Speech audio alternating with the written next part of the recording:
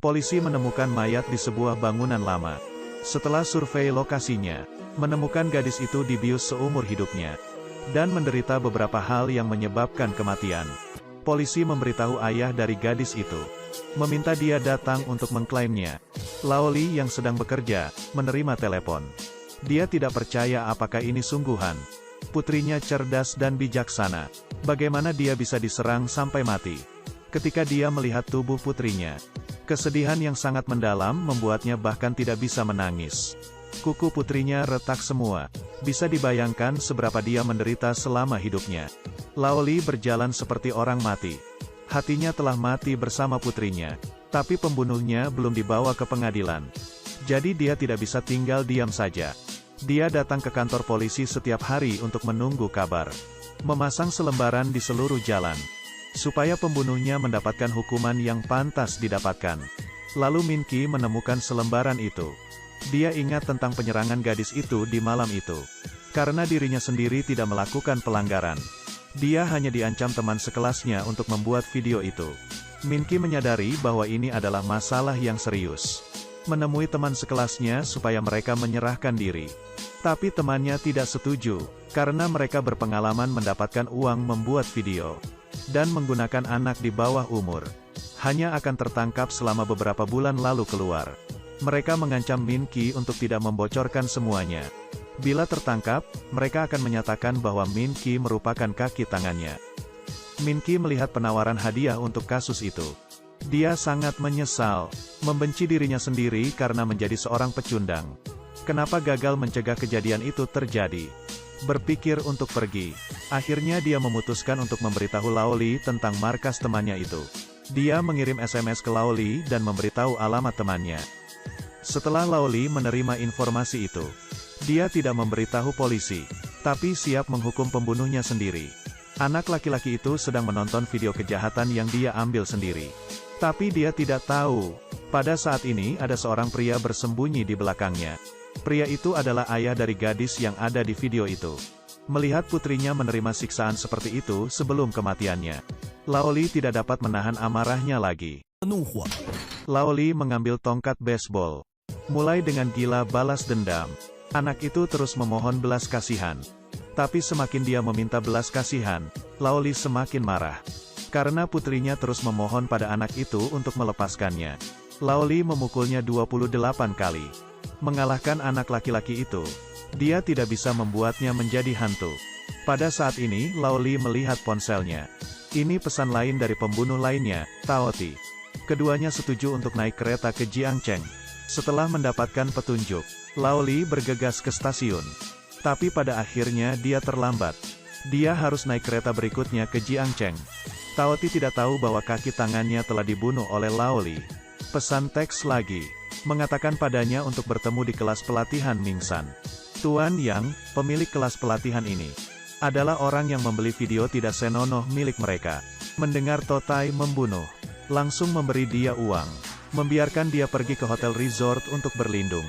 Ketika Laoli datang ke pelatihan, dia bertanya di mana Taoti. Tidak diduga, Tuan yang mengira dia adalah seorang tamu, langsung menyuruh seorang gadis untuk menerimanya. Baru itulah dia menyadari bahwa tempat ini menjual daging anjing. Tuan yang sadar bahwa dia di sini untuk menghancurkan adegan itu, memberi Laoli hantaman yang kejam. Melihat foto putrinya yang lebih memalukan lagi, Laoli diam-diam mengeluarkan pisaunya, langsung menusuk kaki Tuan Yang. Tuan Yang frustrasi mengeluarkan senapannya, siap membunuh Laoli. Laoli menahan Tuan Yang menggunakan kabel, memaksa mengatakan keberadaan Taoti.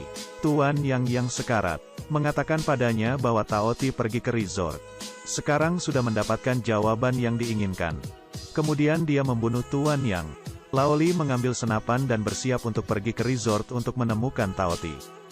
Pria ini melepas sepatunya, penuh dengan salju.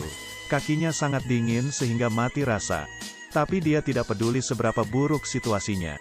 Tidak ada yang bisa menghentikan tekadnya untuk membalaskan dendam putrinya.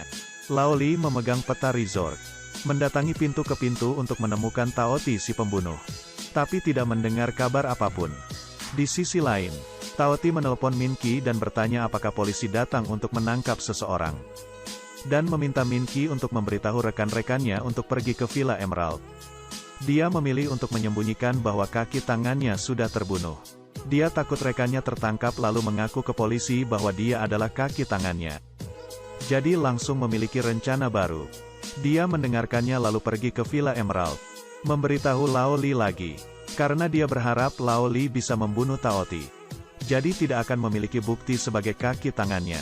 Ketika Lao Li melihat informasinya, segera turun dan bergegas ke villa itu. Tetapi dia tidak tahu, pada saat ini, Tao Ti berada di dua mobil yang sama dengannya. Lao Li datang ke villa dan bersembunyi di belakang pohon menunggu pembunuh muncul. Segera setelah dia melihat Tao Ti datang, dia bersiap untuk melakukannya. Tetapi tiba-tiba Tao Ti berbalik dan kabur. Ternyata polisi juga mendapatkan petunjuk. Menemukan gadis di dalam villa yang sudah disiksa oleh Tao Ti. Gadis itu menerima telepon dari Tao Ti. Tiba-tiba menyuruhnya lari. Membuat Tao Ti yang akan ditangkap sadar. Pada saat yang sama petugas Ma juga melihat Lao Li. Dia terus mengejar. Petugas Ma menodong pistol ke arah Lao Li. Tapi akhirnya dia tidak menembaknya. Karena dia sangat kasihan dengan ayah ini. Jarang melihat orang yang benar. Di dalam es dan salju, Lao Li kehilangan kekuatannya. Dia pingsan.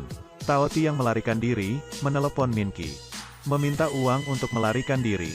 Tapi Tao Ti tidak tahu, percakapan antara keduanya berada di pengawasan polisi.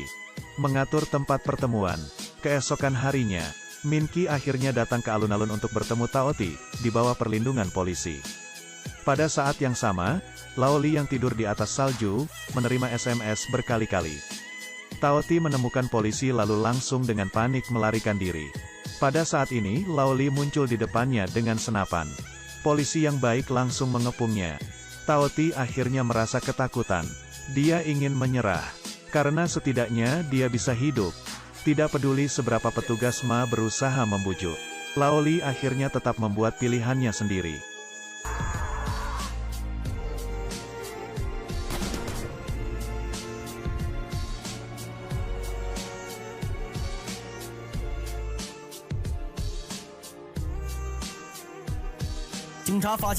Polisi menemukan bahwa tidak ada peluru di dalam senapan itu. Karena hati Lao Li sudah lama mati bersama putrinya. Jadi dia memilih ini. Faktanya, informasi yang diterima Lao Li. Ternyata petugas Ma yang memberikan informasi itu. Petugas Ma berharap Lao Li dapat melihat si pembunuh dihukum oleh hukum. Tapi tidak menyangka bahwa hasilnya akan seperti ini. Untuk menghibur jiwa Lao Li, petugas Ma memutuskan untuk mengikuti kasus ini sampai akhir. Film Broken sampai di sini. Anak itu masih kecil belum dewasa. Bukan alasan untuk kesalahan yang tidak bermoral ini. Penjahat itu tidak membedakan antara orang dewasa dan anak di bawah umur. Selama kejahatan itu dilakukan, harus diberi sanksi hukum.